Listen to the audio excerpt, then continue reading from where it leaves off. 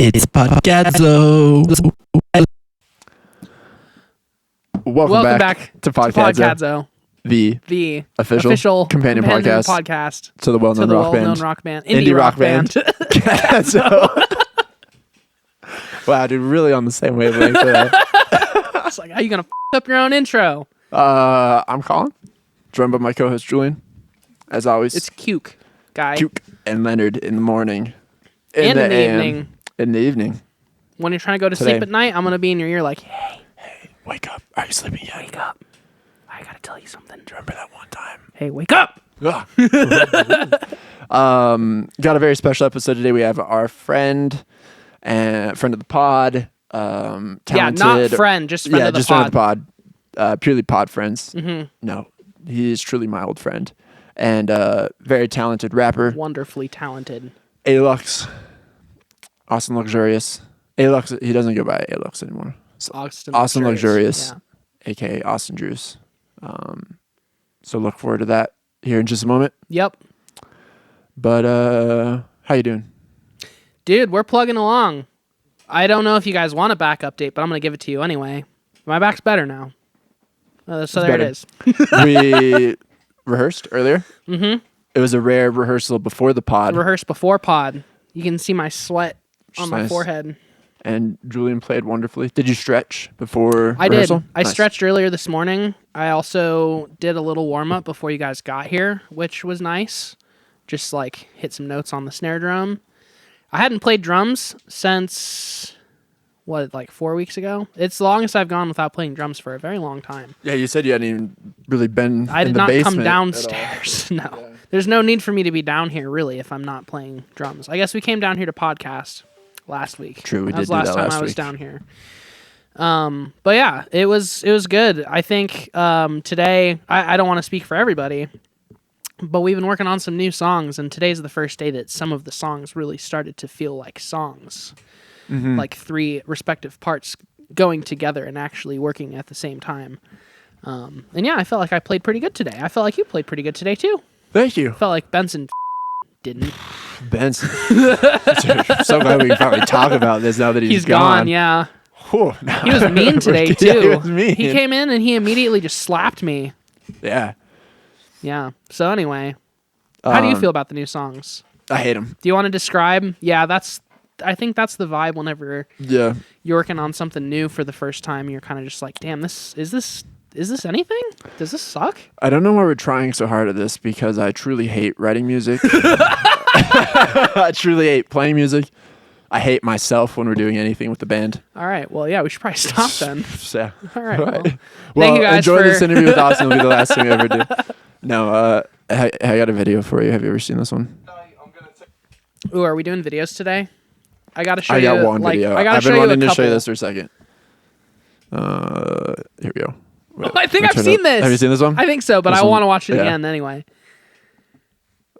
What is going on? Today I'm going to teach you about one of my favourite guitar chords, known as the James Bond chord. Very famous for being in most, if not all, of the James Bond films. And it usually happens after he says one of his infamous lines like, "Oh, Mr. Goldfinger, yeah, come in. We've got space for you to have here. Come on, sit down here. Fucking joking, dickhead. I'm not really a barber. I'm fucking James Bond. Short back and blow your fucking head off. Twat." I'm going to teach you about one of my favourite guitars. So good. That so dude good. is the man. I would love to be friends with him. One of my favorite videos. Okay, I only have my phone. Is that okay? Yeah, that's fine. Can I show you a couple videos? Send me the video later, and then to you? I'll put them in post. I've made a couple discoveries over the last couple weeks, new discoveries, and I just want you to see them. Maybe we could try to put some feelers out to get them on the pod early or something. Or, I mean, maybe not even get them on the pod, but just appreciate them on the pod. Do you think these are often. viral sensations that are... I think I've struck gold again. Just on the precipice of blowing up? This guy similar for sure. To your Guitar Bay finding? Guitar Bay, what's the deal, dude? You must not speak English. Because we've been pretty clear. We've been clear. We want you on the pod. Get your the ass on here. Would be wonderful Get your for Chinese ass on here. Yeah, dude. What is stopping you? We can get around the language barrier with the AI tools that exist today. He's probably at least 12 to 14 hours We will ahead do or this in the behind middle us. of the night. Yeah. We'll work around your schedule, Guitar Bay. I'll literally fly to China. Yeah. We could do our first ever podcadzo in the wild. We went to China first. Okay, so yeah, this guy, he's named World Peace Jesus, Sweet. and he has 7,712 followers. That's so something we can all get behind. Nice. He's like in the middle. He's not big. He hasn't blown up yet, but he got way more followers than us. So here we go. He's just like he's a rapper, good beats, good raps. Oh. Fuck you. Here we go. I believe in myself. I believe in myself. I believe in myself. You seen this guy? I've seen this dude. Turn up the temperature right now. Are you ready? Are you ready? Yeah. Shoot, but do do do do do do. Shoot, do do do do do do do do. Hey, ho, ho. World peace. And Zaytoven on the boogie beats. Zaytoven on the boogie beats. I believe in myself. I believe in myself. Yeah, so this is number one. I think his energy is great. I think his message is great. Just positivity, being like, accepting, believing in yourself, uplifting, and all that good stuff. Having bright clothes on. I think he'd be a great guest. This guy's the complete opposite. He's got 25K, so it's on his way to blowing up, but I think that we could still give him the podcadzo bump, you know? Oh, I know this guy too.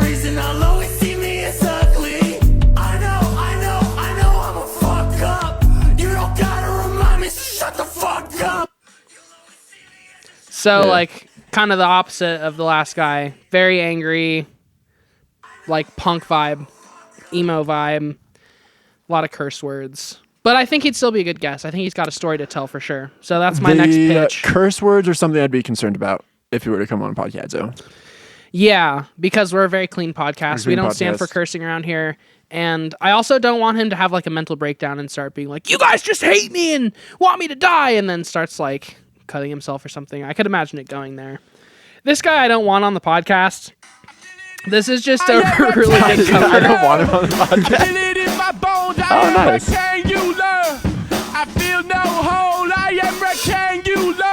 It's just nice to see Sean Stevens getting famous enough now to where people want to cover his shit. Yeah. Yeah. Where Junior Beastie Boys are all over it. Yeah. Call him Ad Rock. Yeah. And then last but not least, this if you're gay into conservative. punk rock, but also Republican, check this out. That's funny. We were just talking about like MAGA gays yesterday.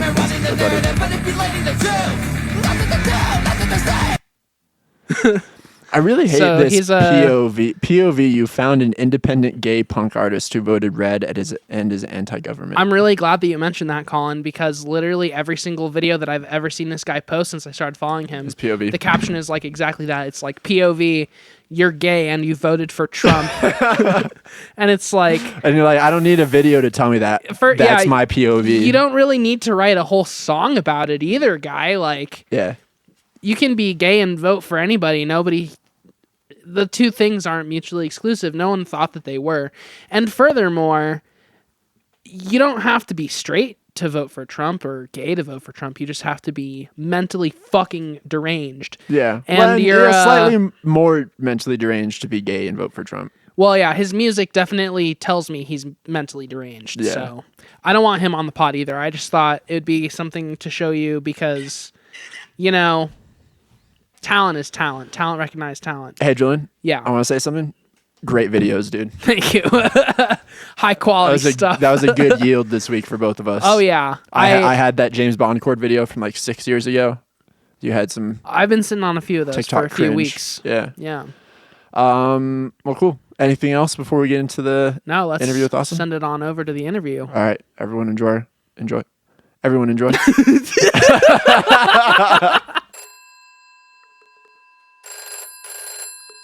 I hope you consider yourself a core member of Podcadzo, Austin, because we definitely consider you one, Well, even though this is your third appearance. I, every time I see it, I'm like, God, I love that they continue to do this, and I really hope that they invite me. Despite zero And I really hope they invite listenership me or on more because demand it's for more just episodes. there's just something about sitting around and filming yourself talking that is so exhilarating. There really is. Like, Julian and I were talking about this. as a former podcaster myself, You get it. Yeah, you get it. I feel you. I see you. You're seen. You're heard. Thank Like, you.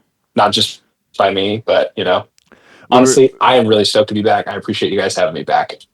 honored It's to good to have be you here, here. man. We were talking about this last time.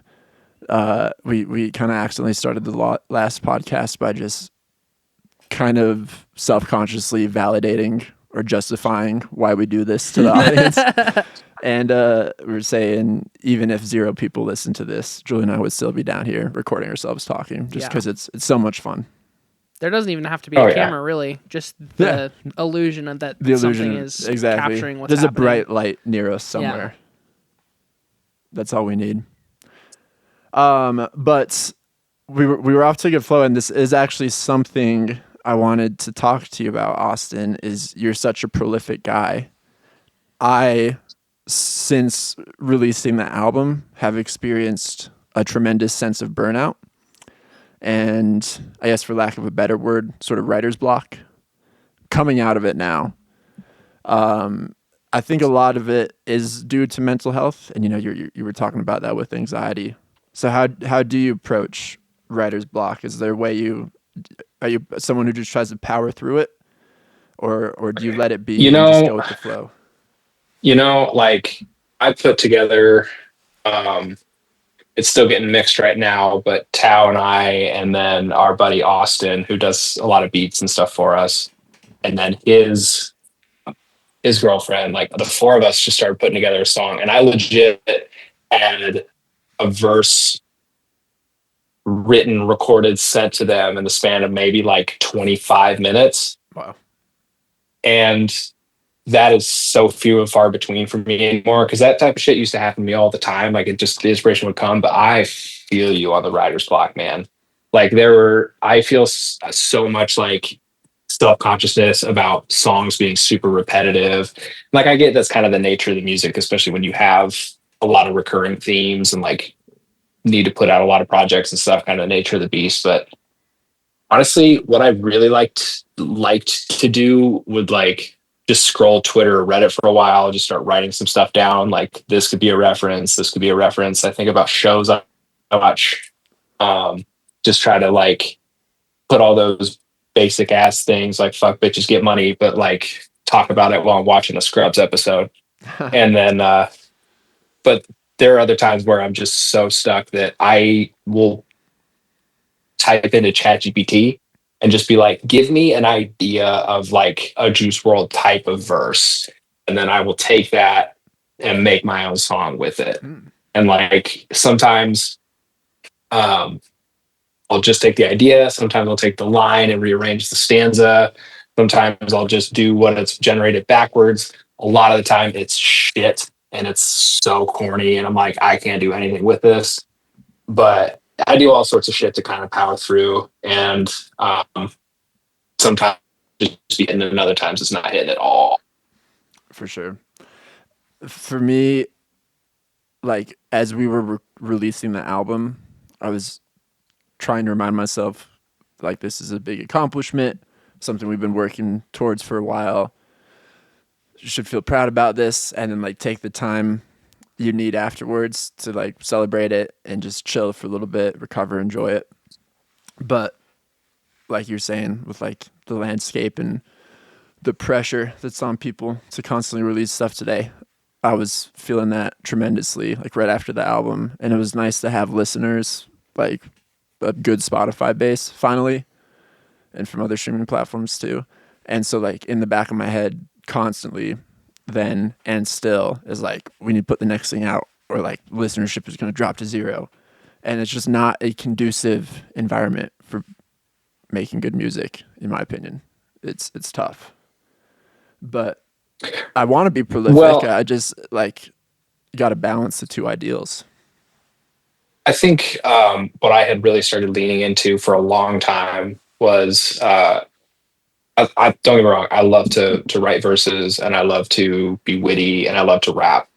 But what I really kind of pivoted into was like I just want to sound sick as fuck. Mm-hmm. So it doesn't really matter what the words are as long as I can put together some sort of sound and then really go crazy with like my vocal performances and like kind of make that more of a focus. And then I think when I take a break from that kind of thing, it's like playing multiple sports in high school. You know, you can't play basketball all the time.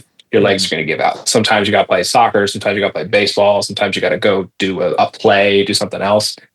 But to just have to be doing it 24/7, I can't imagine what artists that are elite have to feel with that pressure from like labels and fans to just constantly be churning shit out. And granted, they got like whole teams and all that sort of thing, but it's still, they're still human. Like I'm sure everybody gets insane anxiety from the it. burnout must be ridiculous at those levels. It's crazy. But speaking of your sound, we were just playing Limitless right before this, your latest track. And I remarked on how like far, so not just your performance as a rapper, which has always been solid. You've always been a great rapper, but your production style, the vocal chains you're using have really progressed insanely since the early stuff you were recording. So kudos to you, man. And Limitless is a great track. Really enjoyed it. I appreciate the hell out of that. I have heard nothing but good feedback about that. And that was another one of those where it was like a Friday afternoon. I had seen so I was scrolling Reddit or Instagram with my fucking dick in my hand like usual, and saw some sort of Bradley Cooper meme about that movie. Yeah. I was just like, all right, here we go. Started writing off of that. I think my favorite line in the whole track, bar none, is "My money green like a Slytherin," because if you know me, you know that I am very late to the game, but currently about 5 chapters into Harry Potter and the Deathly Hallows. About 5 chapters in. I have at the time of this recording, guys. At the time of this recording, I just finished. I needed a distraction.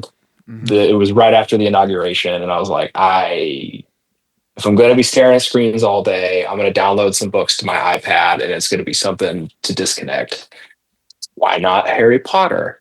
And I had only ever read the first book, and I'd seen the movies and stuff, but now I'm just like so fucking invested in this group of wizards. I hear you, man. I was falling to put asleep that in the song. I was falling asleep to the Sorcerer's Stone audiobook for about 3 months right after the election every night. That's just play that and fall asleep to it. Book series to get you through the rest of the presidency, I think. True. If you play your cards out right. The way I consume the audiobooks, listen about 5 minutes before I doze off usually. But anyways, sorry to interrupt, Austin. Harry Potter. Oh, bro, you're good. Nah, just to bring it back to like "My money green like a Slytherin." I love that part of the song. I think and I'm really glad you guys like it. Like, I really like it. I have some friends that really like it. So like, it's that same sort of thing where it's like sweet, you know, because all I ever really want to do is just make shit that people enjoy. And so to have Tao on it and to do so very well as that an element, because I think he again is just fantastic in terms of his vocal performance on one of my songs. I'm like, dude, you're making it difficult. Like, shining me on my own track. But I think that it was another one of those things where it just kind of came to me in the span of an afternoon. Saw the Bradley Cooper meme, had the Slytherin thing in mind. I was thinking about Tony Hawk Pro Skater, and that's where the Rockin' Baker's "Like a Baker Got Dough" comes from. Mm-hmm. And just bar after bar just kept coming to me. And then I was like, all right, Tao, I have an open verse. You want to do this? And it actually has a second verse for me in the original, but it's not nearly as good and made the track a little too long. So we ended up cutting that, just doing the hook again, fading out, had a track ready to go. Tao's verse on the song is wonderful, and I'll never tire of hearing you and Tao so dope on a track together. One of my favorite duos. I appreciate it. I love how that whole thing came together because like I'm sure we've said this before, like, but I've known Tao for a really long time, but I'm a few years older than y'all. And so like I'd known him through school and like our parents used to work together and shit. But then he was out in the Chicago area and I moved out here and like I followed him on Instagram or something because I think my sister may have said that Tao was also making music. So I was like, okay, I followed him and saw stuff and I'm like, dude, your beats are fucking awesome. Like, I just really like your stuff. So we started DMing and chatting more. And now Tao and I talk most every day in our group chat and stuff and just constantly be making stuff. And yeah, he's really good. I love making stuff with him. I really want to do some more stuff with his brothers because they're incredibly talented too. Like it's just so fun to make shit, man. It Like, really is. Especially when you make it and people like it. We were saying it's listening to Limitless is what sparked this, but it's really cool how many friends we have making really high quality stuff right now. High caliber music. And you guys are part of it. Did Tao do the beat for Limitless? No, that's actually an unknown instrumental special. This YouTuber I found years ago, like when I first started making music and like really had abandoned making my own beats anymore. I found him on YouTube like right around 2019, 2020. And his whole spiel is like he just gives them away. He's like, if you want to release them, cool, but more than anything, like I'm just making a beat a day and putting them out and stuff, and they're all so good. I've used so many of them, and I'm like, my whole plan is like, I don't have any revenue. I think I've netted about grossed about $260 in music sales in my career. Illustrious. So I don't worry about it too much. But if I ever were to rack up streams where it's like in the millions or something like that, I want to just write that dude the fattest check for all of those beats I've used and just be like, you don't need this. You're probably fine. But dude, I want to just give you like $50 million just because of how much like joy he's brought me in his production. What's his name? Unknown Instrumentals? Is that what you said? Unknown Instrumentals. Yeah, I use his shit constantly. They're really, really good beats. Right on. And before Limitless, you dropped an EP called I Just Felt Like Dropping an EP, correct? That is correct. Yeah. I think that one, I really enjoy it, but it's one I look back on where I might get on that re-release pack. Yeah. Because some of the mixes are a little rushed. We're happy to be a consultant on the re-release strategy. I'd be happy to have you because change as little as possible. Do as little work as possible. Mm-hmm. Yeah. I kind of put a few things together and like Morning Commute is definitely my favorite one on that song or on that EP. That was another one of those, like I have to commute from the north side of Chicago down to a neighborhood on the south side. And takes me, at least hour 15, hour 30 one way. And so one of these days it just was like 3 days a week. This week I hustled backwards into 4 days a week. But that's a story for later. But I was on one of those days where it just like crowded, train keeps getting delayed. Like, I just want to go home. There's people smoking cigarettes on the red line. Like, I just am so over this shit. And it made this most beautiful track about just like, just plugging along, letting go and letting God. But it's okay to be frustrated in the meantime.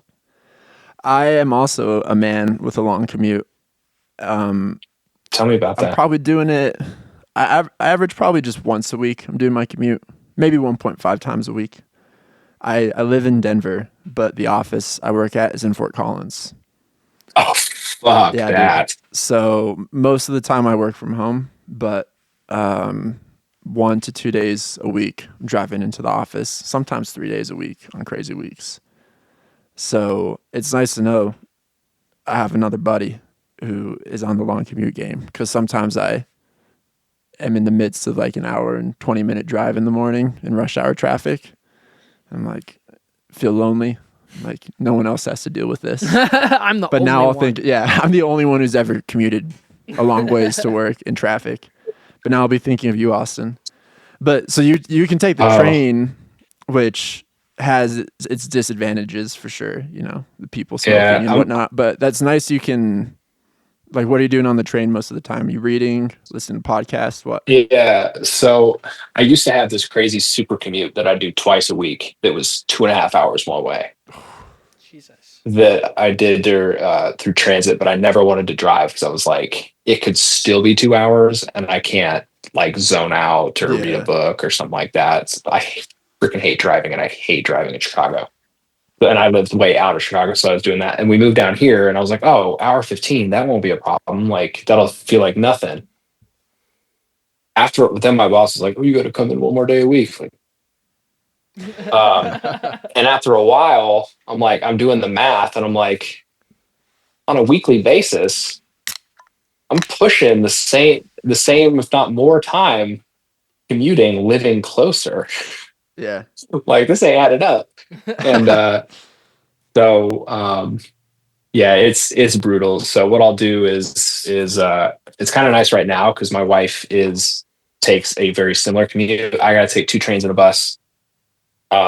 It's heinous, but for the most part, we'll take a ride into the city or into downtown, switch to a different line, and then she goes north and I go south.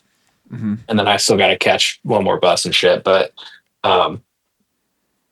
either chatting with her or on the way back, I'm usually on the road a little earlier, and I've been just reading on my phone, like just glued. It looks like I'm scrolling Twitter or something, but I'm just You're reading Harry Potter to reading about Horcruxes and shit. Yep. Listen to audiobooks, podcasts. Sometimes I just close my eyes and scream inside. I feel that's another nice part about being in a car is I can scream outside, and I do often. Oh yeah. Yeah. One of the many perks. Well, I can't scream on the train, but I've seen people scream on the train, and I don't want to be someone that screams on the train. It's not stopping anyone from screaming on the train. I've ridden those Chicago L trains. See some interesting stuff. Yeah. Are you still enjoying Chicago other than the commute? Yeah, it's a really cool city. Really, really like my cousins were just out here, and we went to this bagel place in downtown that was called Schneider's, and it was so fucking delicious. Like I had a bacon, egg, and cheese that would make Gibbs taste like dog food. And I love Gibbs bagels. I have always loved Gibbs bagels, but I was like, shouts out Gibbs. I love Gibbs. Like, bro. They're pretty cool. And then we're walking just out of the place, and this Hasidic Jew-looking guy was like, "Are you guys Jewish?" And we were like, "No." Okay. And he just kept walking. I was like, what would have happened if we just said yes? Where was this conversation going to go? It's like we weren't, no, but we just hit the Schneiders, I guess. So, but it's just weird shit like that happening. Or the fact that there's always somewhere to go, somewhere to eat, something to do. But lately I've kind of been feeling a little cramped. Yeah. That's something that I have never really gotten used to after living in Fort Collins and then living in a very small town in Nebraska and then living in Lincoln, Nebraska. It's like I had never really been in a place that had more than 500,000 people. And there are like millions of people that live here. It's insane. There are so many people. And so that part has had me a little bit like of late, but I'm doing all right. I'm getting through it. You know, there are worse things. Yeah, for sure. Did I ever tell you I was born in Chicago? I probably have. No, no. I can't really say I'm from Chicago because I only lived there for the first year of my life. So I don't even have memories of being in Chicago. But my parents are both my dad's from Canada, but moved to Detroit. My mom's from Detroit originally. And they were both living in Chicago when they met. And so I was born in Chicago, and they quickly moved out to Colorado because they'd been planning on doing that for a while after I was born. So And I haven't been. I really need to get back to Chicago. We used to go back and visit somewhat regularly, but it's been years since I've been back. So we'll make it happen. We've talked about a cadzo show in Chicago at some point. Yeah, that'd be nuts. That'd be so tight. So we'll let you know. I'm one of those millennials that moved to Chicago and it became my whole personality. Right. No, it's not. I mean, I enjoy it, but I kind of live my life like I would any other place. Like I'll go out every so often, but mostly I'm just kind of kicking it, making music, hanging at the crib, enjoying my rent. Like, got some friends who want to go do something, but like I've been to a Bears game that was super tight. Been to a Cubs Sox game. Had some good restaurants, but I haven't had like a super crazy Chicago experience, I'd say. But it's just been so difficult when I'm spending all this time commuting. I'm so tired. I don't want to go do anything. Yeah. Have you embraced Chicago sports teams? Are you a legitimate fan, or are you holding your old alliances? I mean, I think Caleb Williams is sick. I like him. Like the Bears are so tragic. I'm not a Bears fan, but I appreciate the Bears culture. Yeah. And then I think Cubs are poopy and their fans are dorks. Everybody I work with is a White Sox fan, but they're the worst baseball team in America. So that makes it difficult.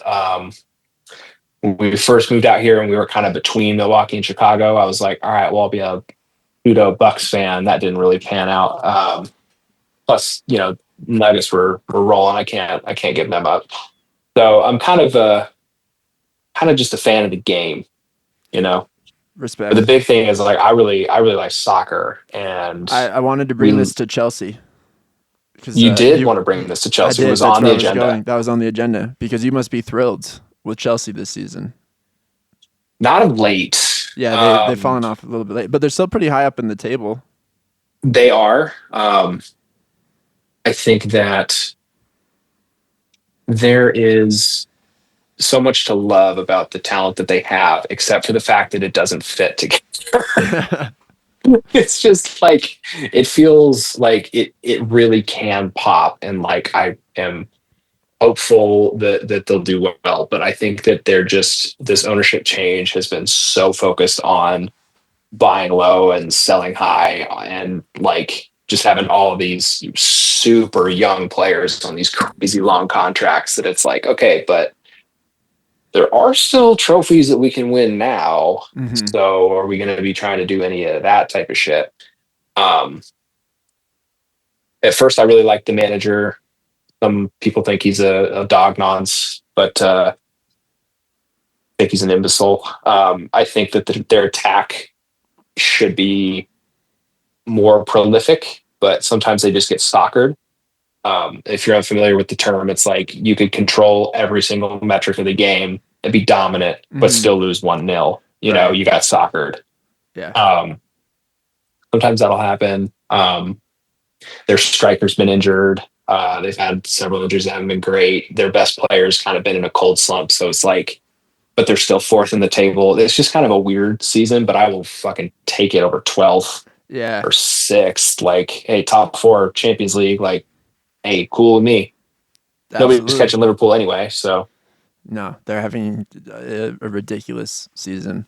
Julian, have you ever watched a Premier League soccer game? Not a single second of a single game. Are you aware of the team Chelsea, though, of the club Chelsea? I've heard of the place Chelsea. Okay. Or maybe, it's just a team. I don't know. Where I knew a girl named Chelsea once. Yeah, I worked with a girl named Chelsea. She kept getting pregnant. It was weird. Really? She like had a kid, and then she's like, "Hey, I'm pregnant." Like a week later. Like, oh. Do you think she just loved the maternity leave? No, I mean she was like a pregnant ass bitch, you know? She was like fully pregnant. Yeah. But was she getting pregnant for the leave? Is that what you suspect? If that's the case, dealing I think with paying for a kid costs a lot more in the long term than but maybe she just has real short term thinking. Yeah, it seems I'll deal with raising a child after my 8 weeks of I wouldn't be paid surprised. leave. Wouldn't be surprised. Yeah, dude, having a baby for PTO is wild. I'm sure there are people. Also, a week later. It was like a couple months, but it felt like a week. It would have to be at least 9 months, probably. Well, like after she had the kid. Oh, when she was announcing she was pregnant. She had the kid, and then she was gone for like a couple weeks, and then she came back, and then she's like, "I'm pregnant again." Yeah. Like a couple weeks later, and everyone was like, "Geez, that's Chelsea for you." That's my extent of soccer knowledge. Does that change your opinion on Chelsea Football Club at all, Austin? But they do have a lot of very young kids, so it's kind of went full circle. Like playing soccer for them, you mean? Yeah, they have a bunch of very young players that they've signed. Like they'll bring in a bunch of like 17, 18-year-olds. Plus, they have all those things. They have all those academies over there. So like you start playing for Chelsea Football Club when you're like 6 years old. It's like really a cult. Go up and graduate. In England. You just grow up within a club. Absolutely. And yeah. Like, do you support club? I don't remember. I'm a Tottenham guy. That's so sad. I know, it's tragic. I don't know why I picked Tottenham. It happened a while ago. So what got me into it, Austin, was Man City. Because you would like a city full of men. Man City, bitch, Man City. Because I love the band Oasis, which we talk about often on the pod. No way, dude. And Noel and Liam Gallagher from Oasis are obsessed with Man City. And so being an Oasis fan for most of my life, I would always notice them wearing Man City stuff. And at some point I was like, what is that? Like, what team are they into? And that's kind of how I learned about Premier League soccer in Man City. So like at first I was like, okay, I'm going to be a Man City fan. And then I actually kind of learned about Man City and, started following it. I was like, it's kind of hard to be a Man City fan right now. So, you could say all that same shit about Oasis too. Like the more you learned about them, the harder it was to be an Oasis fan. Yeah. Oasis is really the Man City of music. So overly dominant to a fault. But then I don't know that I've really gotten too deep into the Oasis catalog. I'll send you some stuff, brother. Don't listen to one song and you've heard it all. Nope, not true at all. Not true at all. But I went to England for the first time. I was in London and loved London. I was like, okay, I should just find a London club to support. And I didn't want to support Arsenal. And I liked Tottenham's logo. I liked the colors. I liked Kane at the time when he was still on Tottenham. I picked Tottenham to support. See, that's funny you say that because I grew up and I had some friends that were Chelsea fans, but I never gave a fuck about soccer. Mm-hmm. And then my best longest friend is a Spurs fan. And he always told me growing up, he's like, you're not allowed to like Arsenal. You're not allowed to like Chelsea. I'd always kind of wanted to like Chelsea, but I got bullied. I didn't like Chelsea. And then I was like kind of tailing him on Spurs. And then the more I watched, the more I was like, because it was just kind of blind, jumping in. Kind of like an arranged marriage, but found out I was like, this sucks. Yeah. And then I was kind of a free agent for a little while. And when Chelsea was going on their Champions League run in 2021, because like the pandemic turned me into a huge soccer fan. Like where I went to college, that's what our teams were really good, and I would cover games, and it was super cool. But then, with the pandemic, I had nothing, and then was playing a lot of FIFA at the time, and then was like learning more about the game, and like the light bulb started going off. And then Chelsea went on their Champions League run, and I was like, okay, this seems pretty sick. I really liked Reece James. I thought he was super dope. And my buddy Tyler's a huge Chelsea fan, and he was like, dude, you should be a Chelsea fan. You should be a Chelsea fan. And really like supported me in that transition. And so when they won the Champions League final, I was just like, I felt it. Like, I was like, okay, like I really, really like to see them win the trophy like that. It was dope, and it's been really hard ever since. Yeah. Yeah, been man. very hard. It can be a It's tested my tragic patience quite a sport. bit. Yeah, like, you know, you watch movies or documentaries about, like a working class English family who just worships a club, like, a guy worships a club for his whole life, and every year it's just disappointment and heartbreak. And kind of like, all right, take it easy, guy. It's just soccer. Like, can't matter that much. But going to But it England and then like does. becoming a bit of a soccer fan myself, I'm like, wow, that's like actually really tragic. Like literally just a lifetime of disappointment living vicariously through this club that you love that just never wins. And that's what Try being better. yeah, or just switch sides. Yeah, or But just abandon ship. That's what makes the game of soccer so beautiful. And I got into the Premier League at first just because of the culture around it. I thought I loved how dedicated fans were. It was kind of glamorous, just comforting in a way to see all the different clubs and watch games. And then I just eventually tricked myself into actually liking the game of soccer through that. But do you ever have qualms about supporting the Premier League and like all the corporate ownership and outside ownership and all that, Austin? So there's this psychological term called cognitive dissonance, Indeed. where you got the competing. I really like the game, I love the sport. It's all corporate and shit, but I don't know how much I'd really be able to enjoy it if it weren't over the corporate shit and like pushing it and expanding the marketing, all this sort of thing. Kind of double-edged sword. And it's really difficult for me to not fall into this super cynical place of like, well, they're gonna just do what they want anyway. They're billionaires, like whatever. What I will raise hell on is if they actually do Super League. Yeah. I think my favorite thing about like soccer and everything is tables, promotion, relegation. Yeah, the league like structure the in season, English like the soccer different, is so cool. the entire structure Yeah. is perfect. They could distribute the wealth in the Premier League a little more. Like the winners could probably make a little less, so that the other teams could be a little bit more competitive. Because it feels like it's the same teams going up and down every year. For sure. But if they do Super League, dude, and Chelsea was one of those teams that originally signed up to do Super League, and that was super depressing. Basically, Julian, if you're not familiar, like, you have promotion into different leagues, or like you can be bad enough to where you get relegated out. They would just make a league where it's just these 20 teams across Europe. Nobody else gets to be in it. No promotion relegation. It would just be like the NFL. It'd be like the NFL. Mm-hmm. Yeah, it would just be just like the NFL. Yeah. Well, less severe. Less head trauma. And fans just rioted when those plans started coming out. And so I hope that it just never happens. But sometimes I'm worried that it'll just happen anyway. It feels like they're just chipping away at fans' resolve because, a while ago there was like such a push for like fan-owned clubs and getting outside ownership out of like very historic, beloved organizations. And I feel like corporations allowed that to happen a little bit just to appease people, but they're just slowly stripping away all of that and taking it over more and more each year. But that's like all you could say most of that same stuff about any organized sport, I feel like. Indeed. Or religion.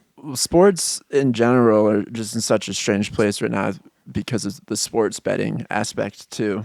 Where are you on sports betting? Is like the only thing Austin? that has people younger than us engaged with sports, I feel like. In my opinion, no judgment if you gamble on sports, Austin, but in a very dangerous and amoral way. I think we'll look back at this time, this like huge sports betting craze, as a huge mistake in human evolution. Yeah, or I agree with you. As a gambler myself, I agree with you. Yeah. I don't partake. I've been tempted. I definitely have the tendency towards gambling addiction, so I try to stay away from it. But yeah, I have a lot of buddies and family and friends and people who have suffered hugely from this sports betting craze. Just the promotion of like addicting behavior.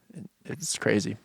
John Oliver did a pretty compelling special the other week on sports betting and how far it's gone and how much it's gone away from us. And it's pretty eye-opening. It's bad. Yeah. Like, so I love to bet on sports. I particularly love to bet on NFL football. Every week I love just making a card and just betting point spreads. Mm-hmm. And it's one of those games, the NFL in particular, it's like just because of the way the scoring works in football and very conducive the to variance, gambling. it's an oblong ball. Like there's just so many things that can happen, and picking those spreads is particularly thrilling. But damn, bro, like I can like a beer without having to get a Budweiser commercial every other commercial. Yeah. And so like with these sports gambling things, it's the same thing of just this push, drain all your money. Like you'll be rich. It's just, like I've got a degree in this type of stuff. Like my mom's always been really adamant about like advertising and mass media and all those sorts of things. And like, I'm with you. It's a really serious problem. And I hate like that it is, because I love to gamble and like, I really like betting on sports, but you gotta be able to set. Sorry, I dropped my little rock I was holding. What kind of rock you got? Little stone that my that's beautiful. brother-in-law's partner gave me. Yeah, shout out Matt. But like I love betting on sports, and it makes watching the games more fun and stuff. But I just tell myself, I'm like, I'm just tops like $7,500 at a time. Like and you got to track it, and you got to like be like, I have a whole app that I use to store all the picks that I have. So I know exactly where my balance is like overall and everything. And it's like, you have to treat it as an investment in entertainment that might win you money, not a chance to make money. It's a really bad way to try to make money. And people get so lost in that. Indeed. Yeah. That's a very healthy way to think about it. It's for most people not sustainable, Oh God, no. The human brain is just wired against that. Yeah. Well, and the thing is it's like, it's just the latest thing. Yeah. I mean, like there's all stuff that just gets pushed and pushed and pushed. And like, you ever look at old commercials and stuff like that? And it's just like so blatant. Amount of stuff that is just like, this will make you happy, like this will get your dick hard, like all this kind of stuff, like this will make women want to love you, and it's just like not real at all. And it's the same thing with sports gambling. It's like, you're going to be a millionaire or get a sign-on bonus of $1,000, but it has like all these stipulations, and you're just feeding them all your data, and it's just like, oh my God, yeah, here's my bank information. That's a huge part of it. Is I was reading like FanDuel, and it's all the apps, but FanDuel in particular was like caught sharing a bunch of private data with like the Chinese government, and people just don't give a shit when it comes to that. Like, the double standard of my data can't go to the Chinese government unless it's TikTok or sports betting. Yeah. Dark times indeed. I like my data to be taken by Americans, damn it. Yeah. Mm-hmm. Exploited by American companies. That's the dream. I need to be exploited by Uncle Sam. And by the way, those dick hard pills definitely do work. We're both on them now. Yes. I love that you brought that back. That was awesome. That's fantastic. Well, I didn't think we'd spend so much time on professional sports, but thoroughly enjoyed it. To bring us to another kind of hot topic, relevant thing in the news, and I hesitate to even bring this up because I'm kind of tired about talking about it myself. We've talked about it on the pod before, but I'm only bringing it up because the last time we talked about this on the pod, Julian and I both were like, I wish we had Austin on right now to get his thoughts on this and to set us straight on some facts. But it was, of course, the Drake-Kendrick beef. I know this is old news. We don't have to spend too much time on it. I did just want to give you an opportunity. Tell us all the reasons why Drake won. Yeah, why you're still an ardent Drake supporter. No, I did just want to give you an opportunity. That is so offensive. How you want to be on this podcast now, boy? Clear the record, man. Set the record straight for us. If you don't want to talk about it, just say that. Because I'm. No. We good. Because I'll never stop talking about Kendrick just beating Drake's ass. That was single-handedly the most like insane. So I love basketball. I love playing pickup basketball. Sometimes you just be getting clowned, like somebody just scores on you, scores on you, scores on you, and won't stop talking. That's what this is. He just keeps scoring on Drake and dunking on him and just over and over and over. And that's how we know that J. Cole was right to back out. We all called him whack for it, but we owe that man an apology because he said, could go with this crazy short motherfucker named Kendrick, but he's a crazy motherfucker, and I don't want all that smoke, so I'm just gonna be like, you know what, actually, and then Drake's like, nah, I'm gonna say some borderline racist shit and get him more fired up because that'd be good for my career. Surely. Way to go, Aubrey. And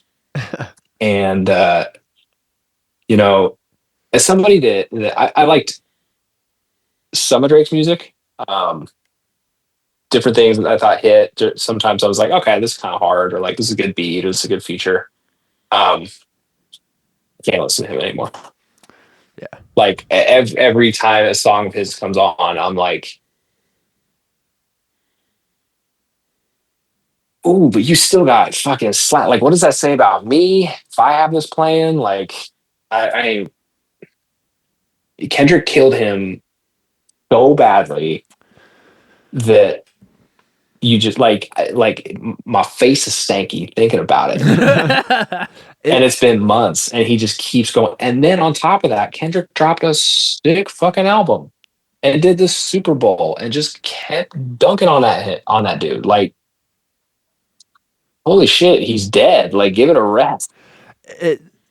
Is it true? Do you guys have the sense that Kendrick has perhaps taken it a little bit too far and flexed a little bit too hard on Drake to the point where he's having some backlash now? Do you think people are either sick of Kendrick Lamar or think he's milking it a little bit too much? I think that it's like Drake fans are like Taylor Swift fans in the sense that they have to defend, like Taylor Swift fans have to defend Taylor Swift even when she does not great things because it's like she's there. Like, you got to toe the party line. Yeah. I think Drake fans, from what I've experienced over the last few months, they're like the same way. Like, people that I still hear playing Drake, I've even asked people, because people at my work like play Drake all the time, and I'll be like, how do you feel good about yourself like playing this fucking song? That's exactly it. Yeah, right? But then they're like, oh, he's just like I don't give a shit. Like, Drake's better than Kendrick. Like, the rap beef didn't mean anything to me. Like, Drake's a better lyricist. I've seen a fair bit of that on the internet too, just people being like, Kendrick's like meaner, but Drake's like a better lyricist. But in any case, I just don't like, if you think that's true, something is seriously misaligned in your brain. Because just like compare any one Kendrick song to any one Drake song, and the Kendrick song will be more lyrical and mean more and have more potency behind it from a lyrical perspective. It doesn't matter which two songs, any song, like you just can't. They don't compare. Like, you can't compare a big time pop artist to like an actual lyricist who like hones his craft with all of his time that he has. And so yeah. And Kendrick made a song that was the song of the summer where he called that dude a pedophile. Yeah. Yeah. And we're all in the club just saying, at the this man's a Grammys, pedophile. The at Oscars. the Super Bowl. Yeah, it's pretty crazy. But so if you want to get back on board with that and play that in your car, you got to own that. You got to hold that. That the whole entirety of the country was dancing in the club to you a pedophile,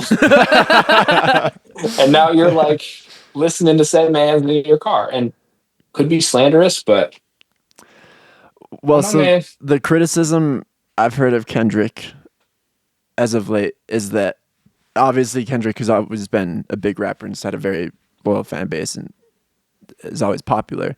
But the criticism I've heard some people say is that the only time the masses, like the vast majority of people, care about Kendrick Lamar at all or what he's doing is when it's in relation to Drake. Oh, that's so fucking stupid. Yeah. You don't get to play the fucking Super Bowl halftime show, the most viewed television event in all of America, because you associate with a guy that other people like. I don't think the Drake beef had nothing to do with him playing the halftime show. But the halftime show was announced before the beef ever even started.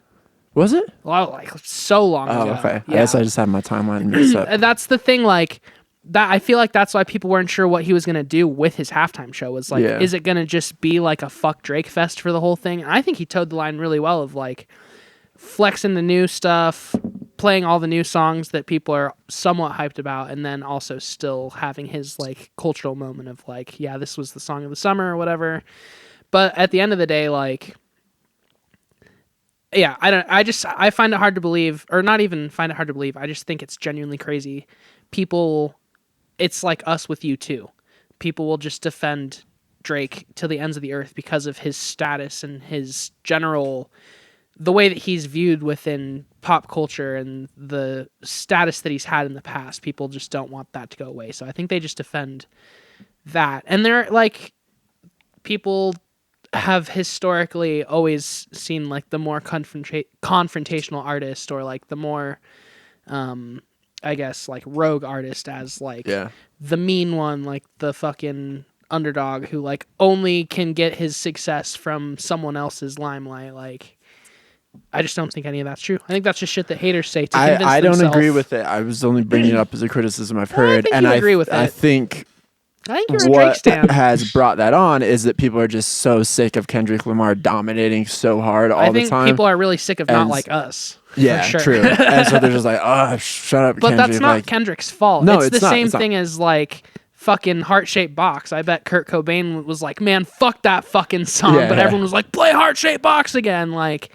I think with Kendrick, it's like a culmination of 10 plus years of being almost front and center, like always being popular, but never the most popular. The guy. Like never the one. And now that he's like the guy, he's like, I'm a fucking do my thing and just let this ride for as long as it can. But that can definitely get annoying when you're just like replaying that same song over and over. So you definitely have to like toe the line, as Austin was saying earlier. But it's just fucking big thing.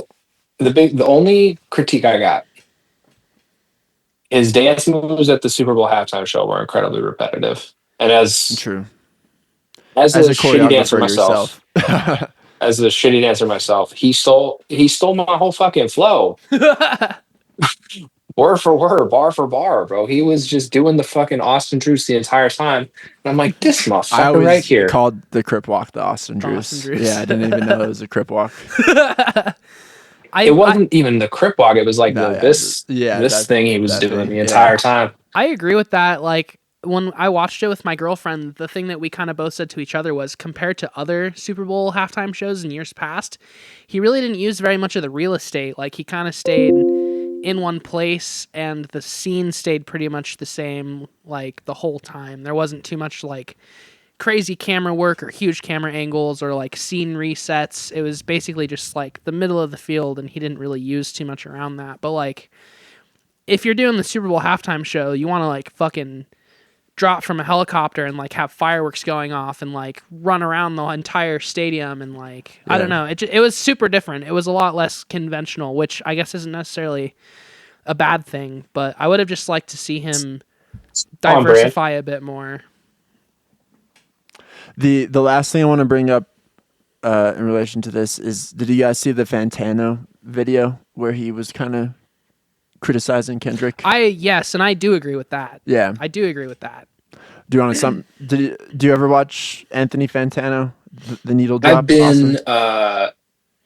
been a fan of his videos and watched. I have not watched one in maybe a couple of years. Yeah, but I have watched several of his videos and reviews, and I don't always agree.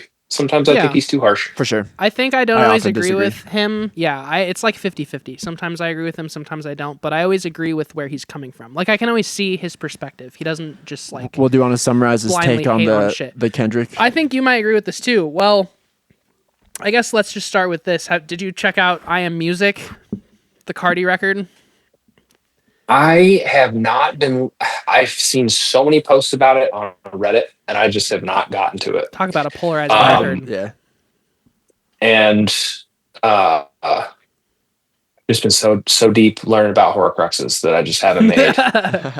You're not missing much. The Cardi album, in my opinion, is generally speaking a huge sleeper. Like, it's pretty shitty, pretty all over the place, doesn't feel very finished. The production is pretty rough. The songs don't really cohesively flow together. It's just a jumbled mess, in my opinion. Do you like Playboi Carti in general? I do, yes. And I'm not the biggest Cardi fan, but I will say, because of the lore around this record and the amount of time that he supposedly spent working on it, it doesn't feel like he spent that much time working on it when I listen to it. Like, it's not refined the way that he like. It was like 5 years since his last. Yeah, something like and that. I mean, this is the record that he was gonna release and then didn't release and kept like teasing people about, and his fans were all like, if you don't put a record out like this year, we're like, you're done. Like, Cardi is dead to us. You're done in this town. Yeah. So long story short, the Cardi record comes out. It's kind of a piece of shit. There's a lot of Kendrick features on the Cardi record, and Fantano just wasn't too hyped about that because, and I agree with what Fantano's saying in general, just as far as Kendrick spending the last like year plus, really, if you think about it, being like, I'm the best, I'm number one, like, I don't feature on other people's shit, like, I'm like, I only feature on good shit, I only do shit that's like good or important or whatever, not bad at the end of the day. And so Fantano was kind of just calling him out for being like, you have like all these morals and values that you've been preaching to us for the last like year, but then you show up on the Cardi record and there's like no morals, no principles. You don't spend any time thinking about like your flows or putting any creative effort into the Cardi features, and it just seems really basically whack. Like, saying he's only moral when it serves him to yeah, appear he uses moral. the morality Yeah. as a character essentially, and then whenever his character is no longer trying to be that like moral high ground person, he just puts that to the side and cooks up some other different shit that is kind of somewhat contradictory in principle to the last stuff. I think there's like one song where he features, but then there's other random like sound bites and clips and shit just dropped into Cardi songs throughout the record. There's like some songs on the record where like they're full, like the full song is a feature, like no Cardi on the full song. This bitch is 30 tracks. Yeah. The fuck? I've tried to get that, through it. It's got that vibe of like they just didn't cut anything from the record. Like they had 30 songs, and then most artists would be like, all right, we've got these 30 songs, let's whittle it down to like the 10 that'll go on the record. Pick the 10 best songs that like go together and that'll be the record. But they just took all 30 ideas that they had been working on and they're like, these will all go on the record. And it's like, it's got like the what's that Kanye record? It's got like Life of Pablo vibes where it's like when he first put it out, it clearly seemed like it was unfinished. And since he's put it out, he's like gone back and dropped different versions of it where there's like slight updates or like mix changes on certain tracks. And it's like, just put the damn thing out when it's done, bro. And more so than that, I love Life of Pablo. I love Life of Pablo too, but the release around it was not great. Like when he put it out, first of all, and this is just the most recent comparison I can think of because Kanye was fucking huge when Life of Pablo came out too, but like he was like teasing it for a while and saying this record's going to come out for sure at this point in time. And then when that point in time comes, he's like, oh, it's actually not done yet. And then like a few months later, putting out a half done version of it and then just like gradually tweaking it from there. Like if you're going to spend 5 years working on a record, in my opinion, it should be like done when you release it. And it should be like every song is a heavy hitter. Like, I don't know. Like games that come out and they still need to get patched after a few. Like, then why'd you put it out? Yeah. Spend more time in development. Do your fucking job. But yeah. Nobody wants to work anymore. That's the problem with this generation. Well, Austin, we hugely appreciate you being on the pod, brother. Of course, welcome back anytime. We appreciate the insights on sports gambling, Premier League soccer, the Drake and Kendrick beef. I want to give you an opportunity to bring up whatever you want to talk about. If you have anything to plug, please do so now. Yeah, dog. I hope all that peep this go check out Limitless because it's a very fun record that Tausa Dope and I worked on with a pretty dope beat. We've got some stuff in the vault that we'll have coming out in the next couple of weeks. I've got Fast and Furious Luxurious that I've been working on that I have no idea when I'm going to finish that, but probably going to try and put it out this year. But for the most part, check out I Just Felt Like Dropping an EP and Limitless and get your money green like Slytherin, my guy. Nice. Hell yeah, man. Well, thanks so much. We'll have you back on soon. Sounds good. I appreciate y'all. Appreciate Be you. well. You too, brother. Talk to you later. Peace Peace. out. Peace.